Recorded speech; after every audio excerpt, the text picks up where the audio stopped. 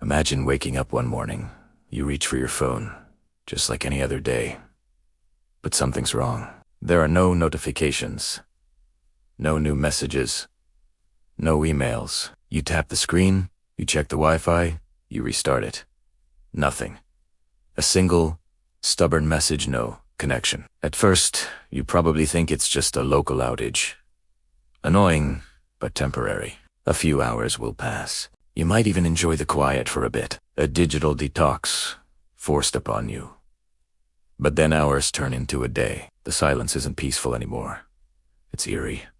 The internet isn't just down, it's gone. Forever. On that first day, the world as we know it grinds to a halt. The constant hum of digital life is replaced by a deafening silence. People stand on street corners, looking at their blank phones, confused. The global news cycle stops. You can't check the weather, you can't order food, you can't call a ride. The digital maps that guide our every move are now useless blocks of pixels. The intricate, invisible web that held our modern lives together has simply vanished. Think about the immediate chaos. The global economy, built on instantaneous digital transactions, freezes.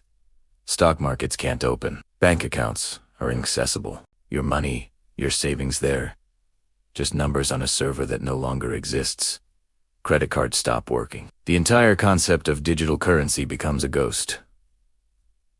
Supply chains collapse. A container ship in the middle of the ocean loses all contact. Its destination in cargo manifests, lost to the digital void. Supermarket shelves would empty out within days, because the logistics that keep them stocked are managed entirely online. Hospitals would be thrown into a pre-digital dark age. Patient records, MRI scans, communication systems between departments all gone.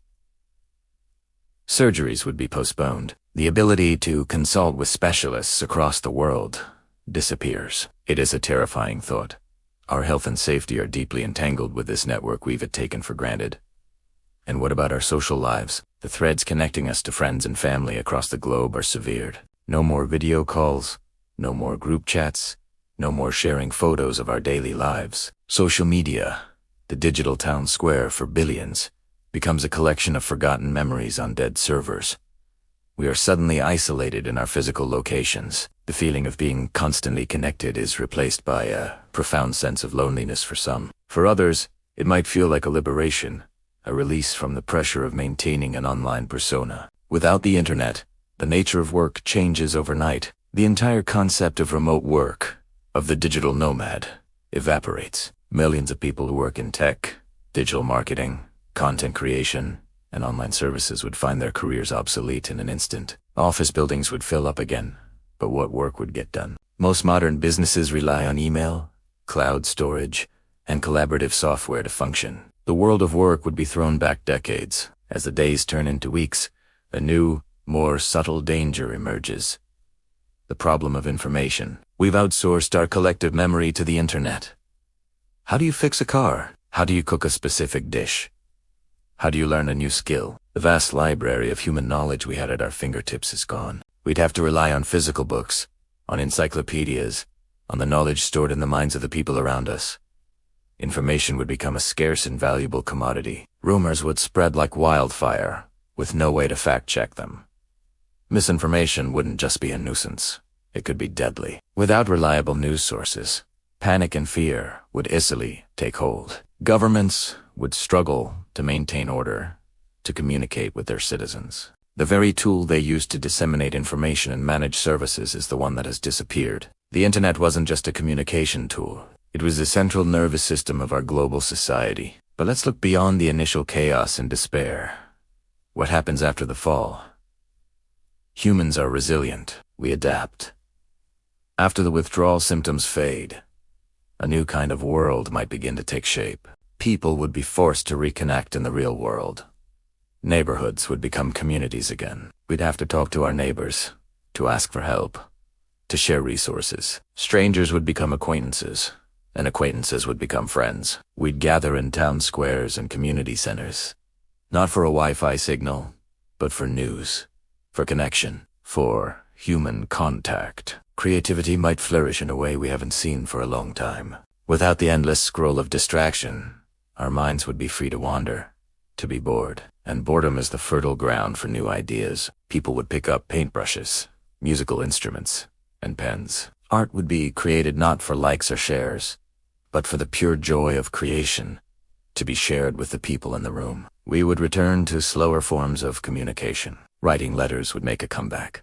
Imagine the anticipation of waiting for a letter from a loved one, the joy of holding a physical piece of paper that has traveled miles to reach you. The value of each word would increase. Radio would become the king of media once more, a voice in the dark connecting disparate communities. Our relationship with time itself would change. The frantic pace of modern life, driven by instant notifications and the fear of missing out, would slow down. We'd have more time to think, to reflect, to simply be present in the moment. Our minds, no longer bombarded with a constant stream of information, might become calmer, more focused.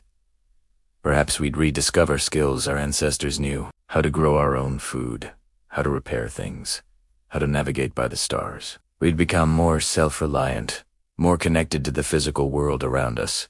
The loss of the internet would be a cataclysmic event, no doubt. It would trigger a global crisis unlike any we have ever seen. But through that crisis, we might rediscover something fundamental about ourselves. We might find that the connections we build face-to-face are stronger than any fiber optic cable. We might learn that a fulfilling life doesn't require a constant stream of digital validation. So, it raises a profound question. It's not just, could we survive without the internet? The real question is, in a world dominated by algorithms and virtual interactions, have we forgotten what it truly means to be human? And what would we become if we were forced to remember? The disappearance of the internet would be the end of the world as we know it, but it might also be the beginning of a new one. A slower, quieter, more deliberate world. A world where we are more connected to each other and to ourselves than ever before. Thanks for watching. If this thought experiment sparked your imagination, hit that like button and subscribe for more what-ifs that challenge the way we see our world. Let me know in the comments, what do you think you'd miss the most? See you next time.